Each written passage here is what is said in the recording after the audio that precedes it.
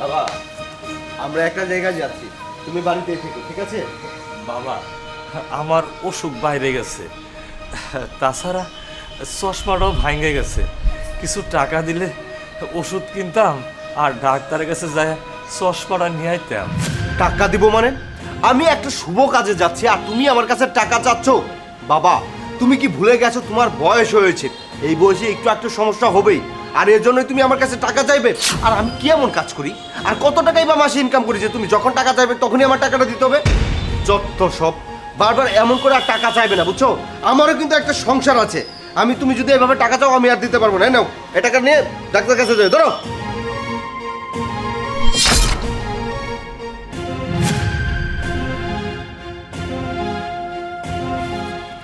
বাবা, এই নিন 4000 টাকা।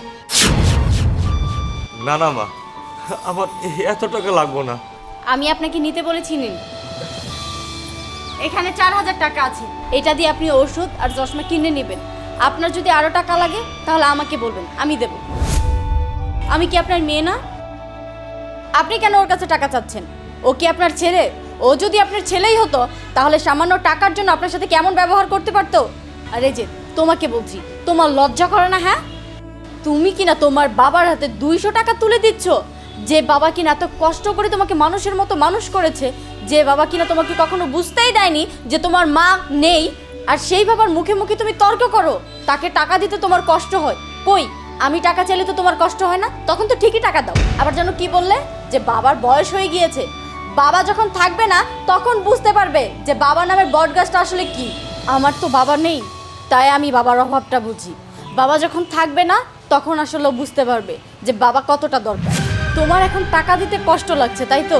তুমি যখন বাসায় থাকো তখন তো আমি দেখি না যে তোমার বাবার সাথে একটা মিনিট কথা বলতে। কেন, বাবাকে কি একটু সময় দেওয়া যায় না? বাবার কি ইচ্ছে করে না তার ছেলের সাথে বসে একটু গল্প করতে? তুমি সেটা কেন করবে? আসলে তুমি তো বাবাকে দেখতেই পারো না, তাকে ভালোই বাসো না। তুমি একটা ছেলে হয়ে কিভাবে ভাবো যে বাবার বয়স হয়ে গিয়েছে, এই বয়সে বাবার কোনো টাকার দরকার নেই? তুমি বাবাকে কি বলো যে বাবা তুমি তো কয়েকদিন পরে মরেই যাবে, তুমি টাকা পয়সা দিয়ে কি করবে? তোমার এত লজ্জা করে না? আমার তো এখন মনে হচ্ছে যে আমি ভুল করেছি তোমার মতো একটা ছেলেকে বিয়ে করে। আরে তোমার মধ্যে তো বিবেক বুদ্ধি বলতে কিছুই নেই।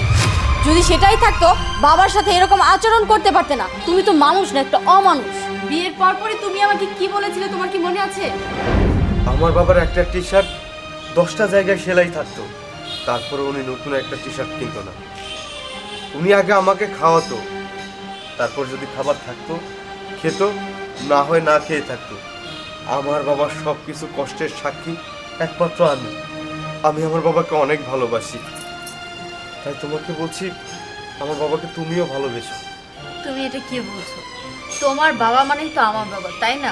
আমি ওনার যত্ন নেব, ওনার কখনো কষ্ট হতে দেব না। তুমি দেখো, বাবাকে আমার নিজের বাবার মতো আমি ভালোবাসি। আলহামদুলিল্লাহ, আমি এটাই চাই। বাবা, ওর পক্ষ থেকে আমি ক্ষমা চেয়ে নিচ্ছি। আমি তো বুঝতেই পারছি না যে ওর কি হয়েছে, ও কেন এমন করছে।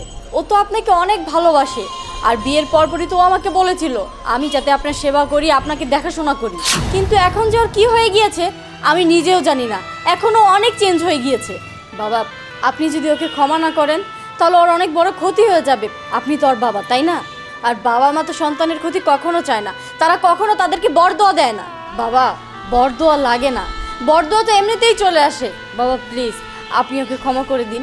বাবা, আমি তোমার সাথে অন্যায় করেছি, অনেক ভুল করেছি। বাবা, আমি তোমার সাথে অনেক অন্যায় করেছি, অবিচার করেছি। আমি আসলে ভুলেই গিয়েছিলাম তুমি আমার জন্য কি, তুমি আমার জন্য কত কিছু করেছো। আমি সব ভুলে গিয়েছি স্বার্থপরের মতো। বাবা, আমি তোমাকে কথা দিচ্ছি, এখন থেকে তোমার যা যা লাগবে আমি তোমাকে সব কিছু দিব। তোমার যখন ওষুধ লাগবে আমাকে বলবে, তোমার চশমা লাগলে আমাকে বলবে, তোমার কাপড় লাগলে আমাকে বলবে, আমি সবার আগে নিয়ে এসে দিব। বাবা, বাবা, তোমার ছেলেকে তুমি ক্ষমা করে দাও বাবা, প্লিজ। বাবা, বাবা, আমি আসলে তোর প্রতি রাগ করতে পারি না, কারণ তুই যে আমার সন্তান। আমি সব ভুলে গেছি বাবা। বাবা, তোর থেকে কই যাবি, বেড়াইতে যা, আমি ঘরে আসি। ঠিক আছে বাবা, আপনি সাবধানে থাকবেন। আচ্ছা ঠিক আছে স্যার, গেলাম। তোরা সাবধানে থাকিস।